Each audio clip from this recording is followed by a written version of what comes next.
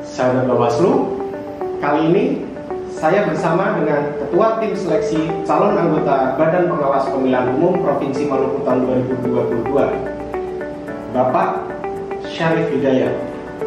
Kita akan melaksanakan wawancara terkait dengan pendaftaran calon anggota Badan Pengawas Pemilihan Umum Provinsi Maluku tahun 2022. Selengkapnya, mari kita saksikan. Menyangkut dengan pendaftaran calon anggota Badan Pengawas Pemilihan Umum Provinsi Maluku tahun 2022, berapa lama jangka waktu pendaftaran calon anggota Badan Pengawas Pemilihan Umum Provinsi Maluku? Sesuai dengan jadwal pendaftaran yang sudah ditetapkan oleh Bawaslu, batas pendaftaran kita itu mulai dari tanggal 22 sampai tanggal 30 Juni 2022. Nah, itu nanti kita akan lihat perkembangannya. Kalau sampai tanggal 30 itu kemudian ada pendaftaran yang sudah melebihi dari ambang batas yang dibutuhkan, maka kita mungkin akan masuk kepada tahapan berikutnya. Tapi kalau memang masih kurang daripada kuota atau standar yang kita butuhkan, mungkin kita akan membuka pendaftaran berikutnya yang diperkirakan itu akan dimulai tanggal 30 sampai tanggal 5 Juli 2022. Untuk yang kedua, Bapak, apa saja persyaratan untuk mendaftar sebagai calon anggota Badan Pengawas Pemilu Provinsi Maluku? Saya kira persyaratannya ini sudah sangat jelas ya, sudah sangat jelas baik itu lewat media sosial, media media cetak, media elektronik maupun oleh website Bawaslu. Itu mungkin teman-teman semua bisa langsung melihat persyaratan apa saja yang dibutuhkan bagi seorang calon anggota Bawaslu untuk mengikuti tes seleksi ini. Kalaupun saya akan menjelaskan memang cukup panjang, tapi saya kira itu bisa langsung dilakukan dengan mengunjungi website Bawaslu ataupun lewat media-media yang selama ini sudah kita sebarluaskan. Selanjutnya, berkaitan dengan keterwakilan gender, apakah dalam proses rekrutmen calon anggota Badan Pengawas Pemilihan Umum Provinsi Maluku ini ada kuota keterwakilan perempuan? Yang jelas kita tetap mengacu kepada prinsip kita bahwa kuota keterwakilan perempuan itu harus tetap kita jadikan sebagai satu keharusannya, di mana 30% kuota keterwakilan perempuan itu harus tetap masuk sebagai acuan kita untuk kita jadikan sebagai calon anggota Bawaslu Provinsi Maluku. Jadi keterwakilan perempuan atau kuota 30% itu tetap menjadi sebuah persyarat mutlak untuk kita lakukan dalam proses-proses penyeleksian ini.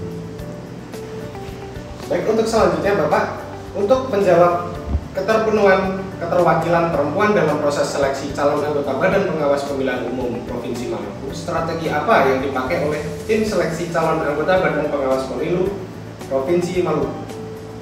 Ya, sebenarnya kita menggunakan berbagai cara ya, banyak cara yang kita gunakan bagaimana supaya kita bisa menjaring keterwakilan kaum perempuan dalam proses-proses pelaksanaan rekrutmen untuk seleksi calon Bawaslu di Maluku ini.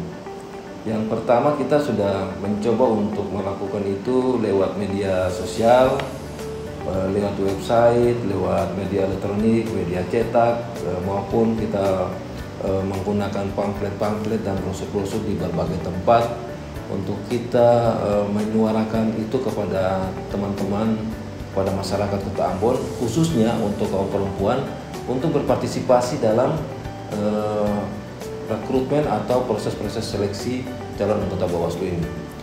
Juga strategi yang kita gunakan adalah selain itu, kita juga mendatangi dan menyurati beberapa lembaga atau badan dan organisasi yang ada di Provinsi Maluku.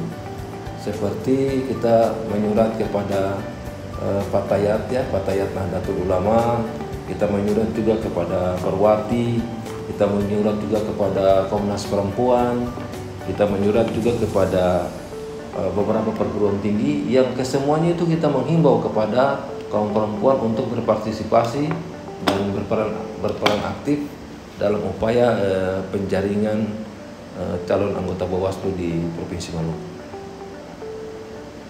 Terakhir nih Bapak, dalam proses seleksi calon anggota Badan Pengawas Pemilihan Umum Provinsi Maluku, bagaimana sikap dari tim seleksi calon anggota Badan Pengawas Pemilihan Umum dalam pelaksanaan seleksi? Saya kira kita sudah berprinsip ya. Kita semua tim 5 orang tim seleksi ini kita sudah berprinsip dan punya sikap yang sama. Saya kira bahwa kita harus menjaga netralitas. Kita harus netral. Netralitas, kemudian kita harus menjaga prinsip kebenaran, keadilan, kejujuran dalam hal bagaimana kita melakukan penyeleksian terhadap calon anggota Bawaslu yang sementara berproses ini. Di sisi yang lain, sikap integritas kita dan independensi kita juga tetap harus kita jaga sehingga benar-benar hasil yang kita peroleh dari hasil penyeleksian ini benar-benar memang punya kualitas yang baik demi kepentingan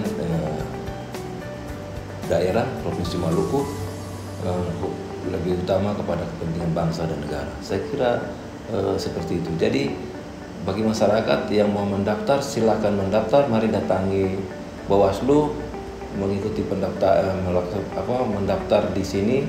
Jangan ragu-ragu karena semuanya kami akan lakukan dengan yang terbaik bagi kepentingan masyarakat, bangsa dan negara, terutama untuk daerah Maluku ini. Saya kira begitu.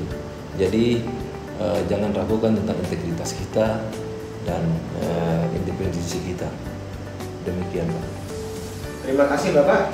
Demikianlah wawancara kami dengan Ketua Tim Seleksi Calon Anggota Badan Pengawas Pemilihan Umum Provinsi Maluku.